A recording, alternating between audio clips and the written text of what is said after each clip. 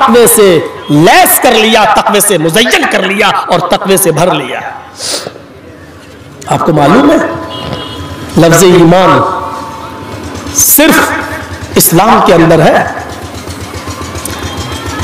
अगर आज कोई हिंदू या कोई सिख या कोई जैनी, कोई ईसाई, कोई यहूदी अगर आज किसी का लूटा हुआ या किसी का माल जो उसको मिल गया हो वो वापस कर दे दूसरे को, तो लोग क्या कहते हैं, बड़ा ईमानदार आदमी है।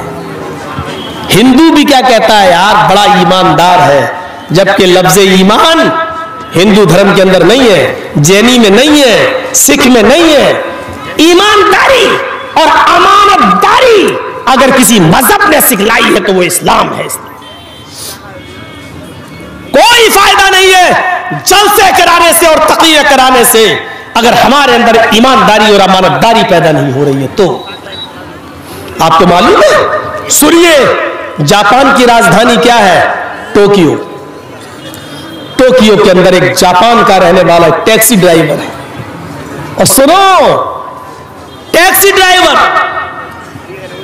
मुसलमान नहीं है, गैर मुस्लिम है, नॉन मोमडन है। हिंदुस्तान का एक आदमी टोक्यो उतरता है, एयरपोर्ट पहुंचता है, एयरपोर्ट से बाहर निकलता है, ये टैक्सी ड्राइवर उसका इस्तकबाल करता है और वहां कस्टमर के सामने सर झुकाने का रवाज है। आइए जी हुजूर, आइए। टैक्सी ड्राइवर गैर मुस्लिम है। पूछा साहब कहां जाना है? इसने बताया यहां फला फला हॉस्पिटल है, उस हॉस्पिटल के सामने एक इंस्टीट्यूट है, मुझे वहीं जाना है। कहा ये साहब बैठ जाइए। उसने उसको बिठा लिया टैक्सी ड्राइवर ने। सुनो, मुसलमान नहीं है, मैं बार बार ये जुमला बोल रहा हूं ताकि हम अपने अंदर झांक कर देखें, हम अपने अंदर झांक कर देखें।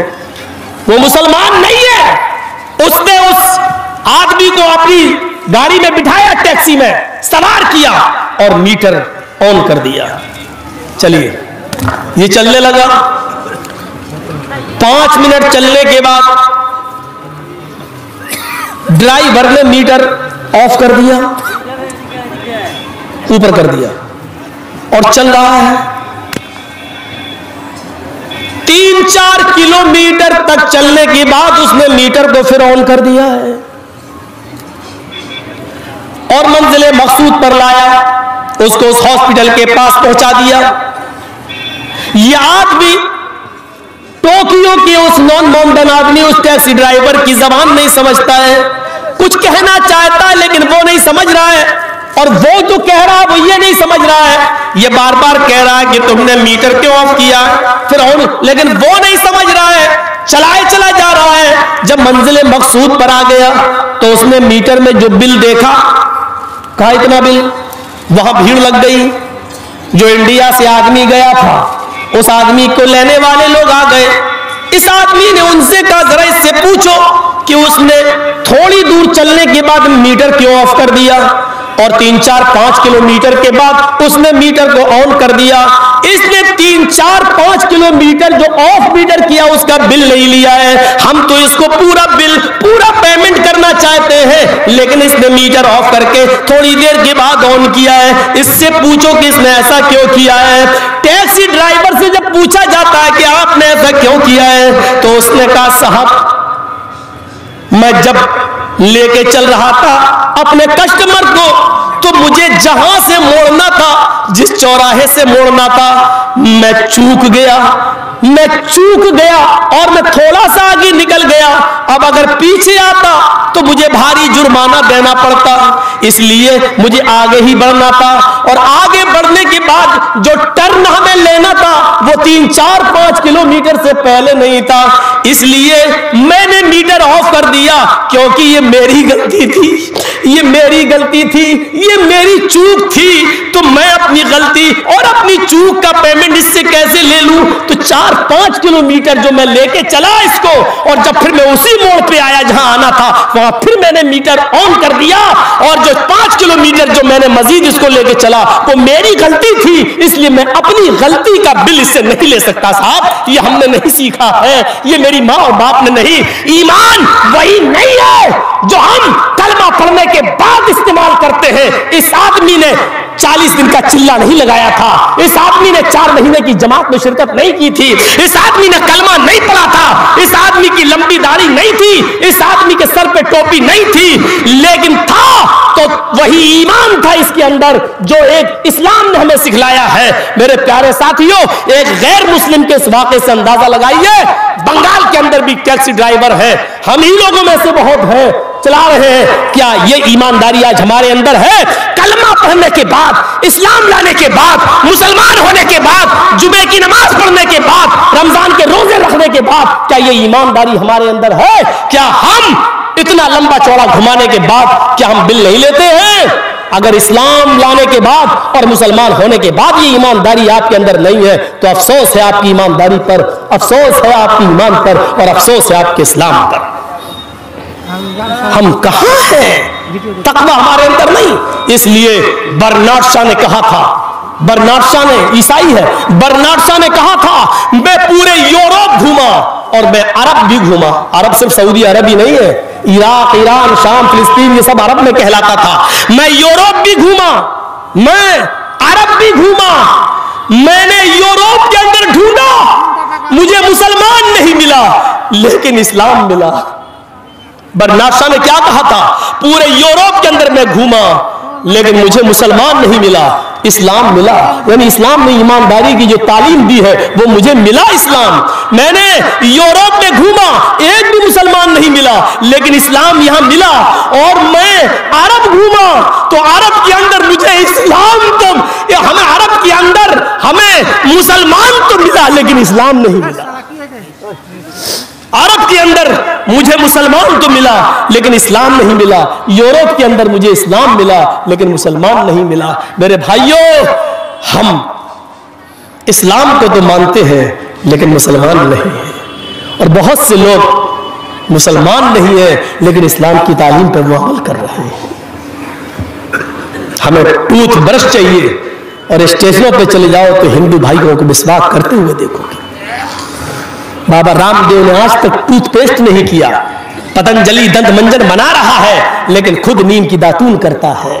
मेरे प्यारे साथियों, हमें बाबा रामदेव की जिंदगी में इस्लाम दिखा, यह अलग बात है कि बाबा रामदेव मुसलमान नहीं है। हमारी जिंदगी में इस्लाम भी दिखे और ईमान भी दिखे तो हमारी जिंदगी कामयाब है, हमारी जिंदगी कामयाब है। अमानतदारी हमारे अंदर नहीं। तसव्वुर करें आप, डॉक्टर शिव शक्ति स्वरूप भोपाल के अंदर MBBS MS डॉक्टर सर्जन, उनकी बेटी भी MBBS MS, और जब इस्लाम लाए, अल्लाह ने तौफीक दी, तो MBBS MS होने के बाद उनकी बेटी, तसव्वुर करो आप, ऐसा हिजाब और ऐसा बुर्का पहनती है, ऐसा नकाब ओढ़ती है कि MBBS MS होने के बाद भी उसके हाथों की हथेलियां कोई नहीं देख सकता है। ये गैर मुस्लिम है, इस्लाम लाती है तो इस्लाम इनके अंदर ऐसा पैबस्त हो गया कि आज उनकी लड़की इस्लाम लाने के बाद, MS करने के बाद भी उसके हाथ की उंगलियां, हथेलियां नहीं दिखती हैं। यहां पैदाइशी मुसलमान है, इस्लाम से लैस है, मुसलमान है, लेकिन हमारी मां बहनों के चेहरों को, उनके हाथ की आस्तीन और बाहों को, उनके घुटनों से ऊपर कपड़े और स्कर्ट को, उनकी जीन्स को, उनकी लेगी को आज इस्लामी जलसों में और दीनी जलसों में, बाजारों में भी देखा जा सकता है। अभी देखा जा सकता है, रात के 11:30 बजे सड़क के बाहर, इस जलसे के बाहर निकलो तो यहां पर भी देखा जा सकता है। ये हमारा इस्लाम है, ये हमारे घर की मां बहन बेटियों का हाल है। शर्म मगर मुझे नहीं आती है और हम अपने आप को मुसलमान कहते हैं। मेरे भाइयों, ये इबरत हमें लेना पड़ेगी, ये एहसास हमें अपने अंदर पैदा करना पड़ेगा और ये तुम्हें सुनना पड़ेगा, तुम्हें नहीं तुम्हारे बाप को भी सुनना पड़ेगा। जब तक इस कुर्सी पर हम बैठे हैं, ये अथॉरिटी, ये पावर मुझे है और ये जनाब मोहम्मद रसूलुल्लाह ने पावर दिया है मुझे, ये तुम्हें सुनना पड़ेगा। गाली देना हो तो कल चाय की होटल पे चाय पीते वक्त दे लेना मुझे गाली, तुम्हारे लिए रास्ते खुले हुए हैं गाली देने के, लेकिन ये पावर मुझे है जो मैं तुम्हें नहीं दे सकता। ये सुनना पड़ेगा तुम्हें। एक गैर मुस्लिम लड़की जब इस्लाम लाती है तो डॉक्टर के बावजूद लोगों के लिए आइडियल बन जाती है, नमूना बन जाती है। और हमारी मुसलमान मां बहनें, बेटियां, तसव्वुर करो कौन सा दस्तूर है सब जलसे में। कौन आ रहा है? बहनोई साली को ला रहा है, वो तेरे बाप का राज चल रहा है। भाभी जलसा सुनने आई है, किसके साथ आई है? देवर के साथ आई। शर्म नहीं आई तुझे? जलसा सुनने आ रही है और देवर के साथ आ रही है, जिस देवर को कुरान अल्लाह के रसूल ने कहा हमवुल मौत। दूसरों से पर्दे में थोड़ी बहुत कमी हो जाए तो बर्दाश्त कर ली जाएगी, लेकिन देवर से पर्दे में कमी नहीं होना चाहिए। देवर भाभी के लिए मौत है और भाभी देवर की बाइक पे बैठ के आ रही है। शादी के बाद आपकी सगी बीवी और आपकी बीवी की सगी बहन भी अपनी बहन के साथ बैठकर आपके साथ खाना नहीं खा सकती है। कहां हैं आप? मौलाना जर्जीस की बीवी मेरे साथ खाना खा रही है और जर्जीस साहब की बीवी अपनी बहन को यानी मेरी साली को भी लाकर अपने साथ खाना खिला रही है। तो मौलाना जर्जीस के लिए जायज नहीं है कि अपनी बीवी की मौजूदगी में भी अपनी साली को अपने साथ बैठ के खाना खिलाए। बीवी की मौजूदगी में भी जायज नहीं है। तुम तो बीवी की गैर मौजूदगी में सालियों को मालदा घुमाते हो, मेलों में ले जाते हो और घर का वो बड़ा आदमी जिसने अपनी बेटी अपने दामाद को दी है, वो अपनी साली भी अपने दामाद के साथ भेज देता है। सबसे बड़ा भड़ुआ ये आदमी है। ये ससुर भड़ुआ है जो अपनी साली को अपनी बेटी को दामाद के साथ भेज रहा है, बीवी को नहीं। इसको भड़ुआ कहा अल्लाह के रसूल ने। दयूस, भड़ुआ, दयूस तो नहीं समझोगे ना, भड़ुआ, खुल के बोलता हूं, भड़ुआ। शर्म नहीं आती? शर्म क्या? हेलो भैया, हाँ दिल्ली में हो? मौलाना जर्जी साहब आए हुए, जलसा है। भाभी, आपकी बीवी भाभी कह रही है मुझे जलसे में जाना, मैं ले जाऊं? दिल्ली से कह रहा, हाँ ले जा। इतना एतबार भाई पर? तुझे एतबार हो सकता है लेकिन शरीयत को एतबार नहीं है। मोहम्मद रसूलुल्लाह को एतबार नहीं है। शरीयत अपनी जगह पर है, अपनी जगह पर। टोक्यो के इस वाक़े को सामने रखिए। कोई हिंदू है बेचारा, उसके अंदर ईमानदारी है, उसके अंदर इस्लाम पाया जा रहा, लेकिन वो मुसलमान नहीं। हमारे अंदर हम मुसलमान हैं लेकिन हमारे अंदर इस्लाम नहीं। यूरोप के अंदर बर्नार्ड शॉ ने कहा, यूरोप के अंदर मैंने मुसलमान को ढूंढा, हमें नहीं मिला, लेकिन इस्लाम को ढूंढा तो मुझे हर हर घर में इस्लाम मिला, लेकिन मुसलमान नहीं मिला। अरब के अंदर मैंने जब तलाश किया तो अरब के अंदर में मुसलमान मिला, घर घर में मुझे मुसलमान मिला, लेकिन इस्लाम हमें देखने को नसीब नहीं हुआ। बर्नार्ड शॉ के इस कौल पर मैं कुर्बान जाता हूं। उसने जो बात कही मुझे एतराफ है, हम मुसलमान हैं लेकिन इस्लाम हमारे अंदर नहीं है।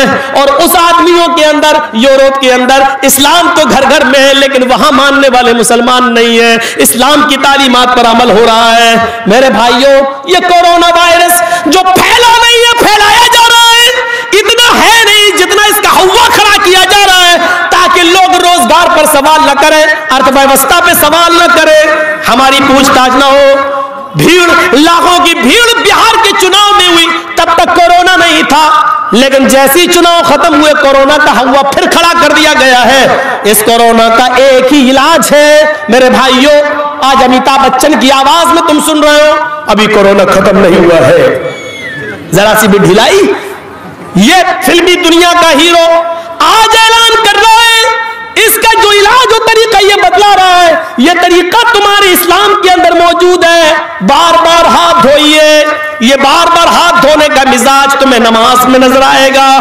5 वक्त की नमाज पढ़िए और उसके बाद देखिए आप बार बार हाथ धोएंगे।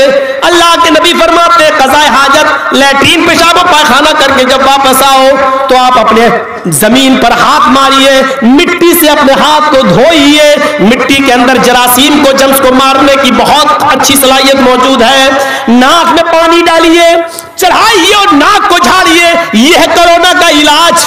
ये मास्क आप लगा रहे हैं मेरे भाइयों, ये कोरोना का एक इलाज ये भी है कि नाक में पानी डाल के आप झाड़िए नाक को। ये अंगूठा पकड़ के ऐसे कस के ये दबाइए, हम ज्यादा कस के नहीं करेंगे ना, निकल जाएगी, वैसे ही नजला हो रहा है, ऐसे पकड़े कस के, फिर ये पकड़िए ऐसे, ये वाली ये दबाइए। लो, ये भी बताया अल्लाह के रसूल, इतनी सी चीजें बताई है। पढ़िए ज़ादुल माद अल्लाह में इब्न क़य्यिम की। ये अंगूठे से नाक में पानी डाला, ऐसे चढ़ाइए और फिर अंगूठे से ही नाक दबाइए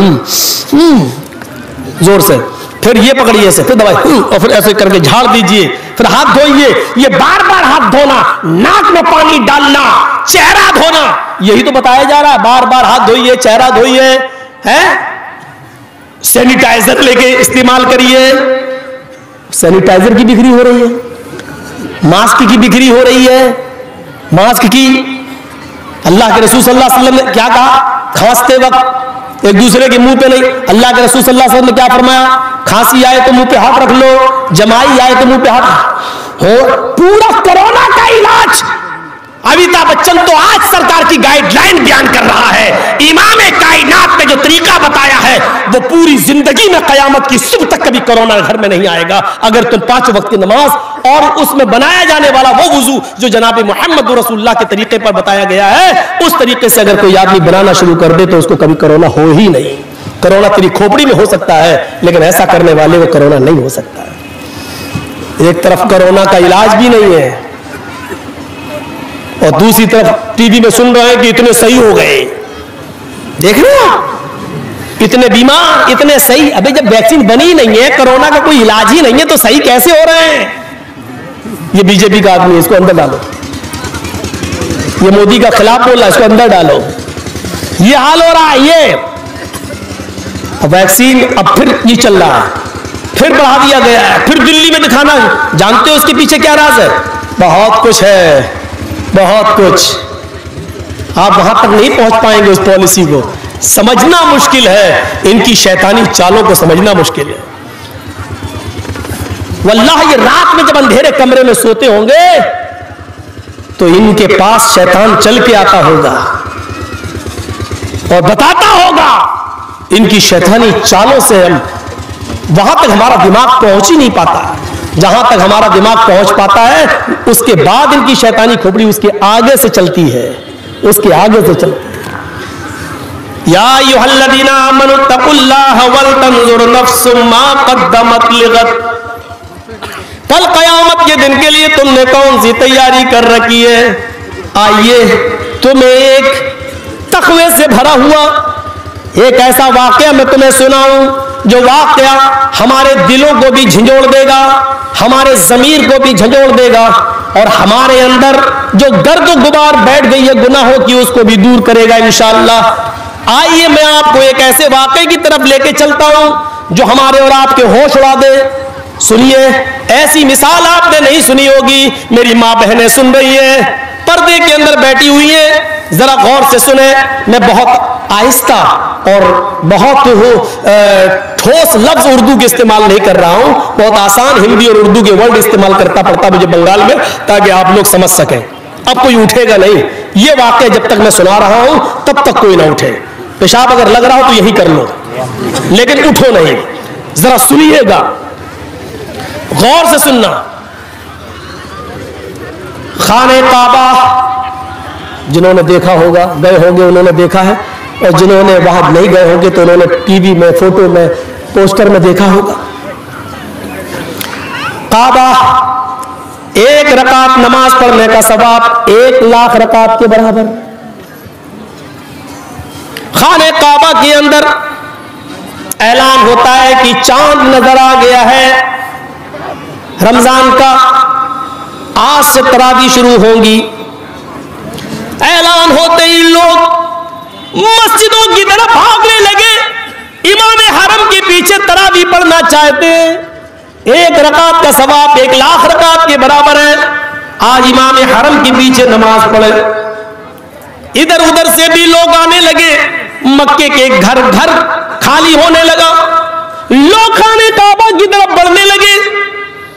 धीरे धीरे पहली तरावी खत्म हो जाती है। अपने घरों में लोग आ गए। सुबह फजर की नमाज से पहले लोग सहरी करते हैं, तरह तरह की नियामतें खाते हैं। यार तुम्हारा मोबाइल इंटरनेशनल है क्या? यार एक बार सेट नहीं कर पा रहे हैं, बार बार खड़े हो जाते भाई। अब मैं भूल गया, यही होता है ना। खाने काबा की तरफ लोग जा रहे, पहली सहरी करते हैं, पहली सहरी।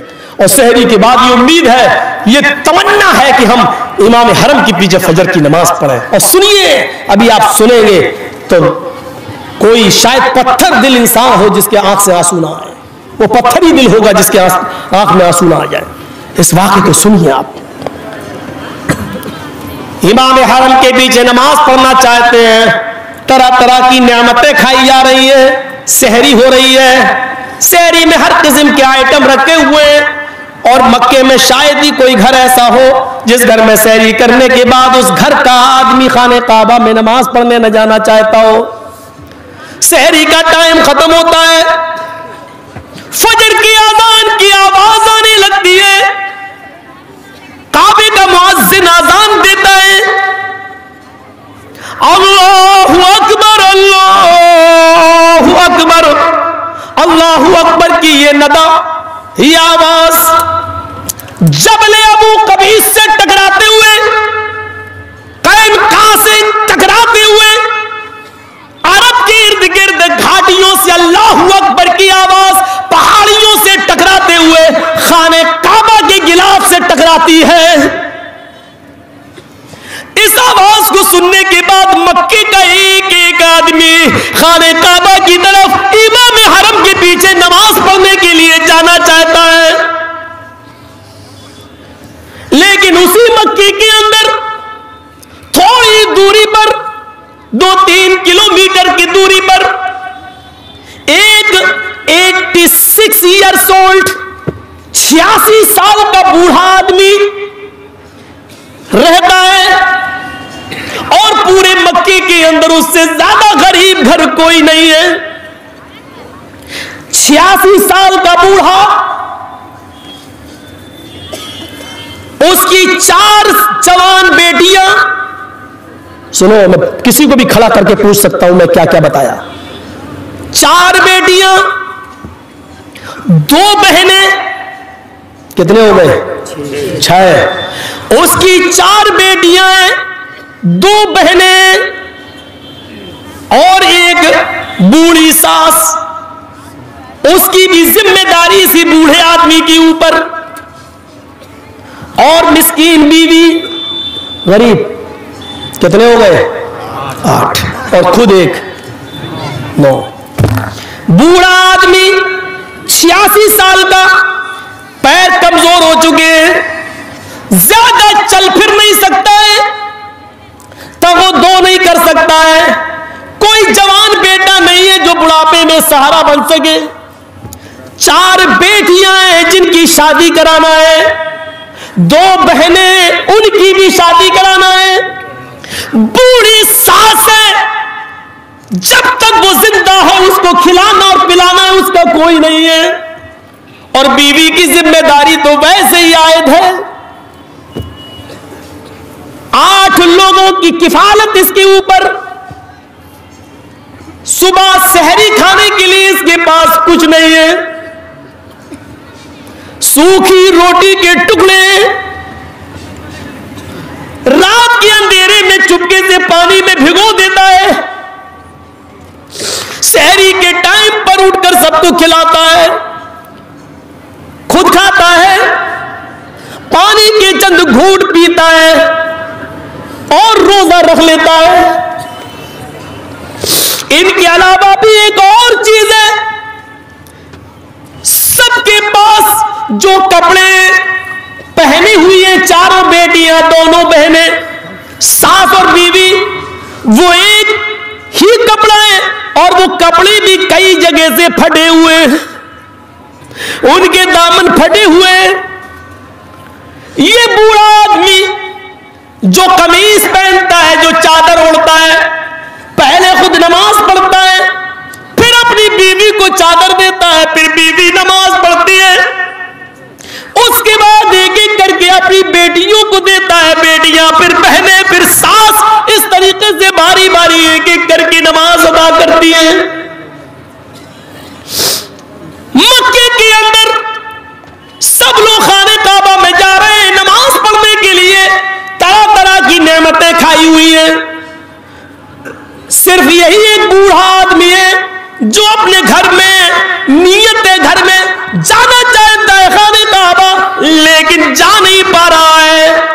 बुढ़ापे की वजह से, रात की तारीकी में, अंधेरे की वजह से जाने की हिम्मत नहीं है। वहां से आऊंगा, सूरज तुलू हो जाएगा तो मेरी बीवी फिर कैसे नमाज पढ़ेगी। वही 86 साल का एक बूढ़ा आदमी अपने घर में नमाज अदा करता है और फिर अपनी चादर अपने बच्चों को, बीवी को, सास को देकर उनको भी नमाज अदा करवाता है। उसके बाद कुरान की तिलावत करता है, बीवी करीब आकर बैठ जाती है। सहरी तो रूखे सूखे टुकड़ों से हो गई। मेरे शौहर आए अबुल गयास, 4 बेटियां, 2 बहनें, बूढ़ी सास है, मैं हूं और खुदा पे। रोजा इफ्तार कैसे होगा, शाम का खाना कैसे बनेगा। देखिए, सूरज थोड़ा सा चमकने दीजिए, आप घर से बाहर निकलिए, शायद अल्लाह कुछ बरकत दे दे, कुछ मेहनत करिए, खजूर के सूखे टुकड़े मिल जाएं या रोटी के चंद टुकड़े मिल जाएं तो वो लेके आइए। बूढ़ा आदमी कुरान की तिलावत करके गुजरता है, आय अल्लाह मुझे कुछ मजदूरी दे दे, आय अल्लाह मुझे मजदूरी दिला दे, मैं हराम रोजी नहीं कमाना चाहता, अल्लाह मुझे कुछ मजदूरी दिला दे, मैं अपने बीवी बच्चों का, बेटी का, बहनों का पेट भरना चाहता हूं। ये दुआ करके घर से निकलता है, एक एक दरवाजे पे जाकर कहता है तुम्हारे पास कोई काम हो तो बताओ।